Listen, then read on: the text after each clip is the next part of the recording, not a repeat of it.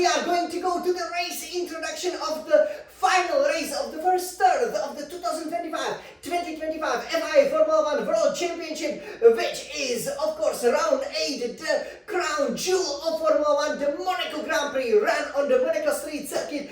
And today in our exclusive race introductions, obviously brand new for this 2025 season, we will tell you everything about this race that's pretty much been ever present on the calendar, barring some unexpected circumstances, like for example some pandemics or other events. But yeah, this is the track that has hosted the most Grand Prix events in the history. It is also the shortest circuit on the calendar this particular year in 2025 season. It will be the second race of the second triple header, of the season. So that's rather unusual. We will see how that will pan out, and obviously, there will be so many different challenges here in Monte Carlo, as the circuit is very, very different.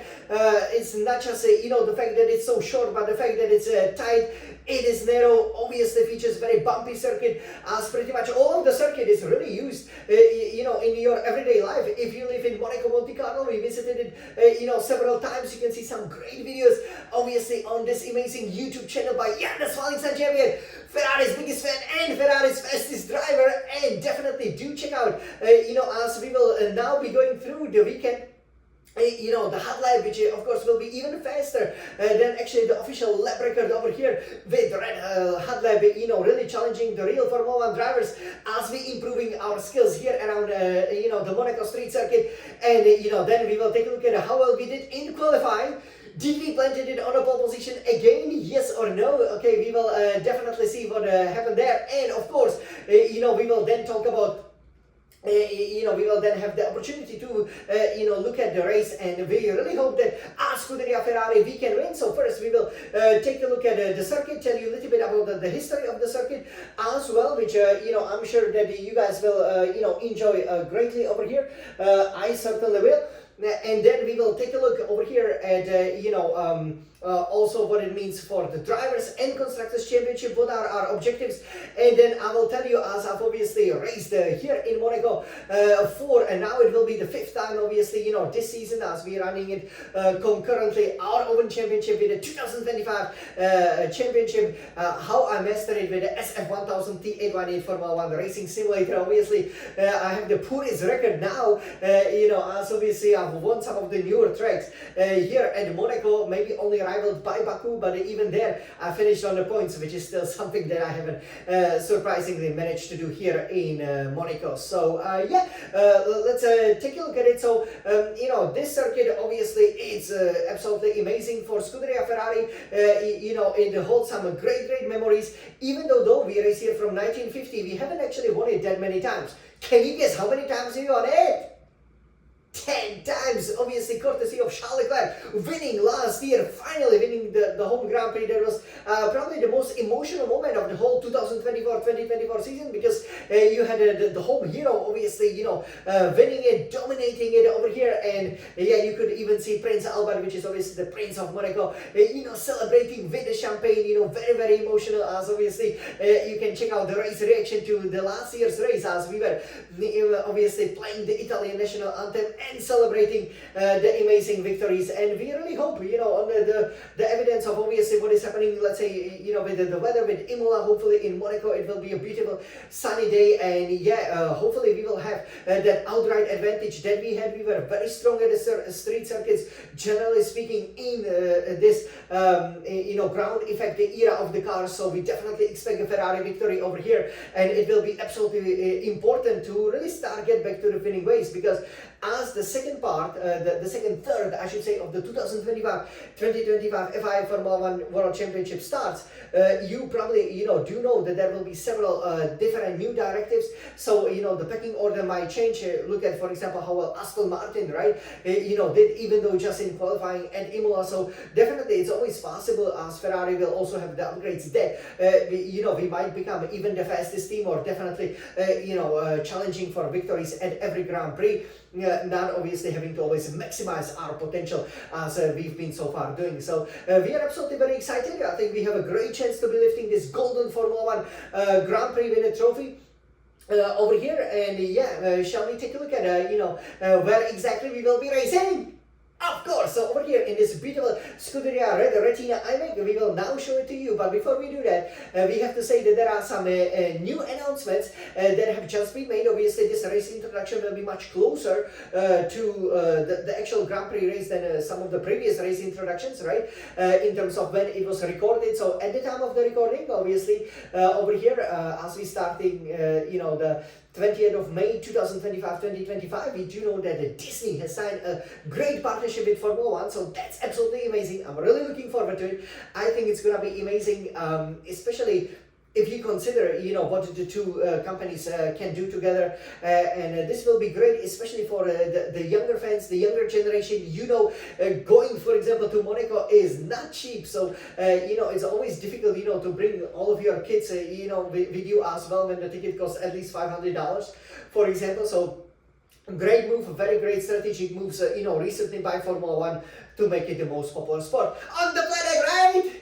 So over here, let me turn it around, and yeah, definitely do check out, the hot lab, because in the hot lab we will be looking at exactly how to master the circuit, right? So here, this is basically the outline that we have over here of the circuit. The land is quite amazing, 3.337 kilometers. They could make it 3.333 because 3, obviously, it's the lucky number 3, isn't it? It would be so appropriate for Monaco. So by far, the shortest circuit on the calendar. The overall race length is also reduced, but it still features 78 laps. So the most laps out of any circuit, for the obvious reasons. We started in 1950, lap record 1:12.909, and yes, I will be going about half a second faster in the hot lap and even quicker in the red hot lap, so definitely check it out. So this is how the circuit looks like.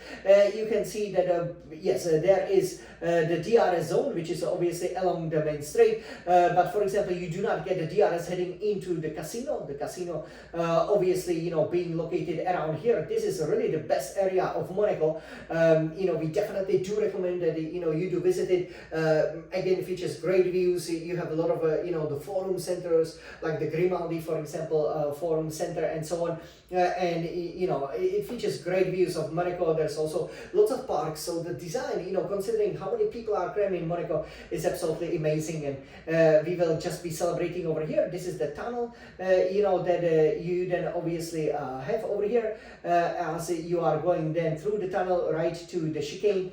Tabak corner, and here is the swimming pool. So obviously, if you come to Monaco, it's quite hot, but lots of the apartment buildings, they do feature some really good swimming pools, but this is a great public pool and quite affordable at around 10-15 euros per entrance. And then obviously you go through the famous Raskas, so you can see how the track looks like in terms of how successful we were. Well, it looks absolutely spectacular. Look at Monaco over here. I really love it. Obviously, we've mostly stayed in this area. That's again the best area, featuring the casino over there. So I'm really happy that on the official Ferrari.com website we can see this overall view of the Monaco, which looks absolutely great. This would be kind of the lower elevation of how you could see it from that castle where obviously the Prince of Monaco and the royal Monte Carlo family lives, right? The trophy will then be presented here, and we were discussing, it's kind of funny because here it's kind of the start of the section where the regular people from Monaco, like Charles Leclerc, for example,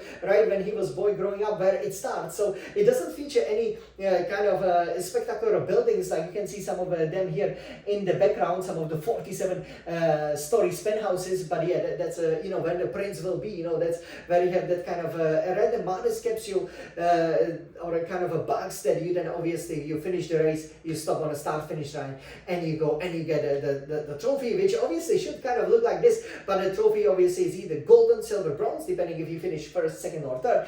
And obviously you do get just like as you can see on the beautiful calendar behind me, the trophy is obviously designed in the shape of the racetrack, the Monte Carlo Street Circuit. So very, very popular. And here we can see, just our statistics. So 10 victories, 11 pole positions. So not really, that successful, because, for example, during Michael Schumacher years, or when Ferrari were dominant, usually this is the track, that, can spring in a surprise, right? If you get it set up right, some of the drivers would really be excelling at it. But we set 17 fastest laps, but most importantly, 53 podiums. So we almost guaranteed to finish on a podium, which once again, we've only finished on a podium once so far. So it will be absolutely crucial over here to finish on the podium. And yeah, it would be great if Charles Leclerc, as he finished the first 10 Monaco wins for Scuderia Ferrari, could start the next 10. Wouldn't that be a dream come true? Of course it would! Back to back, obviously, Leclerc, being very strong here in Monaco. So yeah, this is how it looks like, with regards to the circuit. Again, very, very beautiful and, greatly enjoyable track to drive on. Okay, so now let's take a look at the Drivers' Championship. So what we will be aiming for. Currently, Oscar Piastri is leading with 146 points. Then we have second Lando Norris, 133 points. Third, Max Verstappen, 124 points. We won't be able to sadly challenge them. But if we beat them, we could really start our comeback. And remember, there are still 2/3 of the season to go. So definitely nothing is lost. Fourth is George Russell, 99 points. We also cannot challenge him. Fifth, Charles Leclerc with 61 points. So if he wins, there's no point for the fastest lap, but he would get 86 points, and you can see that he would be much, much closer to Russell. We do not actually expect Mercedes-Benz to be strong here, but who knows what will happen. Sixth, Lewis Hamilton, 53 points. So we do expect both Ferrari drivers to kind of distance themselves from 7th place, Andrea Kimi Antonelli, who's on 48 points, and start to be chasing Russell, who is now kind of distancing himself from the leading trio, any of whom could be leading the World Championship after the checkered flag falls here in Monte Carlo. 8 is then Alexander Albon, 40 points. 9, Esteban Ocon, 14 points. 10, Lance Stroll, 14 points. 11, Carlos Sainz, 11 points. So far, disappointing season for Sainz. Then 12 is Yuki Tsunoda, 10 points. It will be interesting what he does here. If again, he can even score a couple more points for Red Bulls, but obviously for our constructors' hopes, we hope he doesn't. 13, Pierre Gasly, 7 points. 14, Isaac Hadjar, 7 points. 15, Nico Hülkenberg, 6 points. And 16 is Oliver Behrman with 6 points. And the drivers who still haven't scored, we will see. 17, Fernando Alonso, 0 points. Will he finally score? Like, can you imagine if he didn't score any points the whole season? I mean, surely he would have to retire, right? But he's got a contract for next year, so who knows? 18, Liam Lawson, 0 points. That's a bit more unlikely. Definitely 19, Jack Doohan, 0 points. Won't be scoring any points. Just like the 20th, Gabriel Bortoleto, 0 points. That will be a tall order for Bortoleto because Doohan won't be scoring any points because he was replaced by, you have him there, 21st, Franco Colapinto, 0 points. Rather disappointing second debut over here in Imola and Autodromo Internazionale Enzo Edino Ferrari. So over here you can see we recovered well from a disastrous qualifying in Imola to be standing 5th and 6th, and hopefully we will be soon standing 1st and 2nd. And let's take a look at the constructors over here. So in the teams championship, over here, so you can see McLaren is leading with 279 points, having almost double the points of second place Mercedes, 147 points.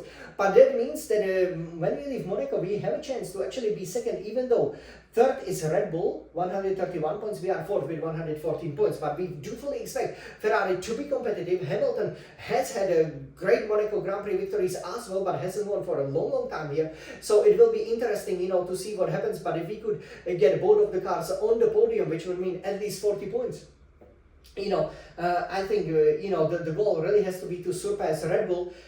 Hopefully Mercedes, if not, then by the time we leave the Barcelona and the second triple header of the season, we would then be second in the championship and we could really start chasing after the orange cars because we have the best red fashion. Let me know how you like this Team Pro Polo. It is so comfortable. I really love wearing it. The other teams that we will be competing against and hopefully not, racing directly against will be 5th Williams, 51 points, 6th Haas, 20 points, 7 Aston Martin, 14 points, 8 Racing Bulls, 10 points, 9, then obviously Alpine 7 points, and 6 Kick Sauber with 6 points. So yeah, it will be a really interesting race, and I hope especially in the constructors we will start climbing up and making up the ground in the Drivers' Championship. So this is how the track looks like. Absolutely amazing, doesn't it? Yes, we do absolutely love it, and I hope that you guys, enjoyed this introduction over here. With regards to my own achievements in Monaco, well, this is the track that I'm the least successful at. So, you do know that I scored a pole position. Definitely check out how well I will, do this weekend. So I'm constantly improving, constantly chipping away. But, the races is, really where I'm always losing. So, yes, with regards to the fastest lap. So, that's also, something that only, manage on, a solitary occasion over here, but in all the previous occasions, I haven't even scored point here in Monaco, so I have no podiums, no Grand Prix victories, which is really disappointing because I would love to win the Monaco Grand Prix, but it's a big challenge, so we will see what happens this year. But certainly, if you qualify on the pole position, that can help out a lot because it's a one-stop race, right? So pretty much, when the driver's behind you stop, or if there is a safety car, you can stop under the safety car. So the qualifying will be extremely important, so I hope we will plenty on pole position. Again, the qualifying was Achilles tendons for us, even for me here in Monaco. Hardly score any poles here, right? Only that solitary pole from 2023. So we will see how that will go. But again, I'm full of optimism. The race pace is good, and we've been very strong here recently, especially with Charles Leclerc. He knows the track, by heart. Obviously, this is his home, and it would be so wonderful if he could get the back-to-back win for Scuderia Ferrari in this wonderful fashion. It will be a wonderful weekend. I hope you guys will enjoy it. I will be absolutely loving it. All the glamour, all the fashion of Monaco, will be there. Definitely, my favorite place in Europe. And I cannot wait to celebrate some Scuderia Ferrari victories, right? So, over here, everybody, this was the race introduction. And I cannot wait for the round 8 of the 2025 FIA Formula 1 Championship to win, starting with the Ferrari's first Grand Prix victory as we end the first third of the 2025-2025 Formula 1 season. Let's go, Forza Ferrari!